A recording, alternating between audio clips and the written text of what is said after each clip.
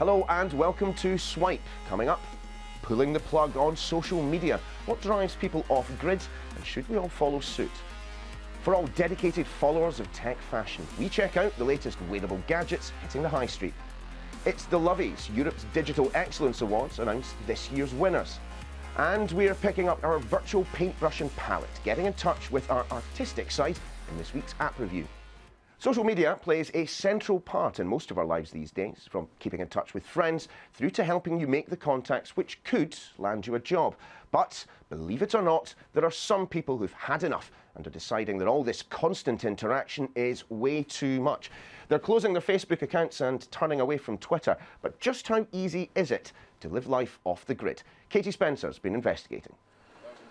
If you want to be friends with Lucy Carhill, don't bother looking for her on Facebook.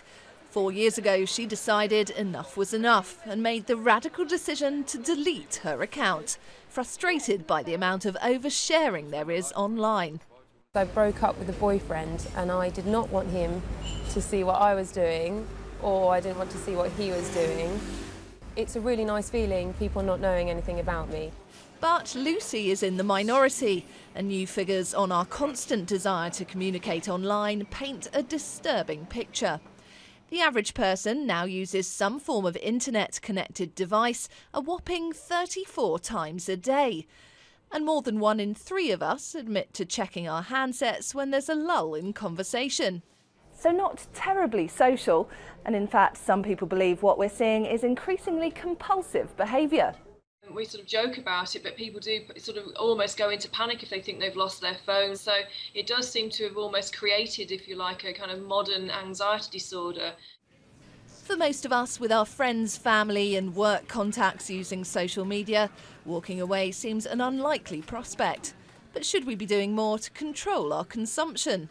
Well, some experts are recommending that every once in a while we should all go on a digital detox, a chance for our brains to recover from the exhaustion of repeated engagement. A long weekend is a good start, where you can start to get a sense of just how embedded the use of those platforms or devices are in your life. It's very difficult. It sort of creeps up on you almost unconsciously, your use. With Twitter's estimated 500 million users and over 1 billion people on Facebook, it is a brave move to leave the global conversation. But is killing off your online identity really social suicide? I actually hosted a really good party the other week. I sent out paper invites and every single person turned up because I think it was a real, genuine invite. I'm not sure if a Facebook invite to a party is meaningful. Quitting social media may seem like a bitter pill to swallow, but for those who feel the need to constantly be checking on status updates, experts insist a digital detox might be just what the doctor ordered. Katie Spencer, Sky News. You're watching Swipe. Coming up, changes to who can DM you on Twitter. But first, in case you hadn't noticed, we're quite stylish here at Swipe. Watch out, David Gandy. And the news this week that Burberry Chief Executive Angela Ahrendts is leaving to join Apple got us thinking about wearable technology. Some of the biggest companies in the world are pouring their energies into getting gadgets on our bodies. But will they catch on, or are they just a bit, well, nerdy? Stuart Duggan has been taking a look.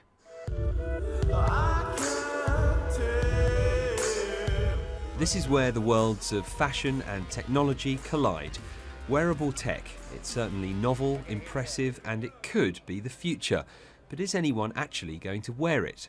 For someone to have to wear something every single day, it has to, there has to be like an aesthetic to it. If someone's gonna wear it, on their wrist or on their neck or on their face, like it can't look ridiculous. Right there.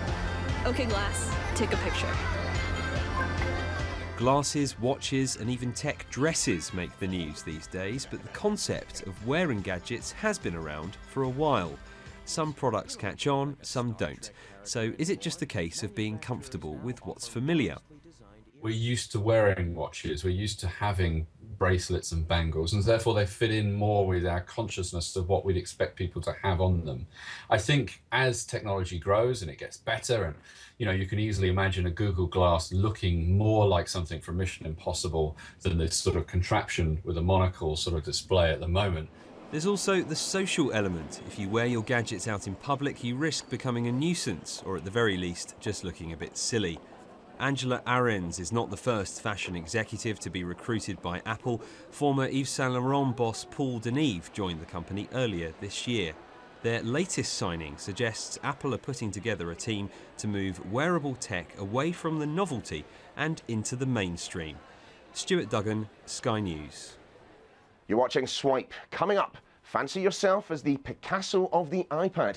We check out some of the best art apps on the market. But first, here's a roundup of anything you might have missed over the last few days. Piracy is a big worry for video game companies here in the UK. That's according to a new survey by industry body TIGA. Just over half of the 30 leading developers and publishers who were questioned admitted they were changing how they work to try to tackle the problem. And it's piracy on Android devices that's been giving them the biggest headache.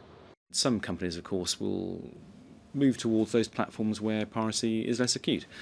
So they would go to console, for example, or they would go to iOS and Apple. Game developers wouldn't ignore Android because it's a massive market, so it wouldn't be sensible to ignore that market. But it is a challenge, and therefore game developers are hedging their bets and going to a number of different platforms. Bad news if you were one of the army of gamers excited about playing Watch Dogs this November. Ubisoft has pushed back the hacking thriller's release until next spring in order to polish and fine-tune the game. But refusing to compromise on quality has come at a cost for the France-based developer, as it's caused shares in the firm to slump. Europe's answer to the Webbies, the Lovies, have announced their winners for the 2013 Digital Excellence Awards. Those taking home a trophy this year include British success story Halo, the Black Cab mobile phone app, which launched in London 2 years ago and has now spread to 15 other cities worldwide. Candy Crush Saga snapped up the Breakout of the Year award. The gaming app has a monthly average of 46 million users since its release last year. Yet more changes to Twitter. The microblogging site has begun rolling out a revision to its direct message function. Twitter now lets you receive a direct message from any follower, even if you don't follow them. If users are happy with this, and some clearly won't be, they can opt in by ticking a box in their Settings tab. Researchers at the University of Buffalo have been taking the internet under the sea. The team are testing underwater Wi-Fi, which they hope could detect things like tsunamis. Drawing on an iPad is fun, but I'll be the first to admit I'm rubbish at it.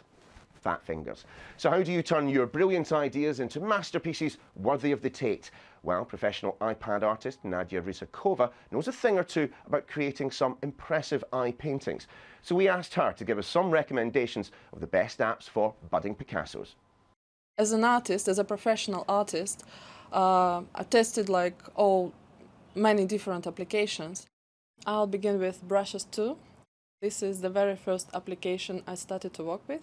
I found it's really amazing because it offers a very limited set of tools, but I can achieve a lot of creativity out of it.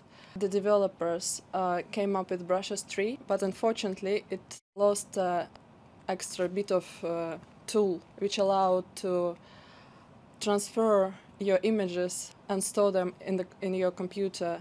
It's kind of very similar to actual painting on canvas, but the difference is I can use lots of layers to build up the painting. So Procreate, it kind of takes the next step. It has an amazing set of brushes and pencils, and the feeling you can get out of it, it's really similar to actual drawing on paper, for example, with pencil. You can achieve a lot just simply by touching with your fingertip in two places, and you can get amazing sense of lighting, for example. Art Rage, it simulates actual textures of painting, oil painting, watercolor. It's quite difficult to use because the textures, they don't really help you sometimes to express yourself. They're just very nice, too nice by themselves. Also, the size of the canvas is quite limited.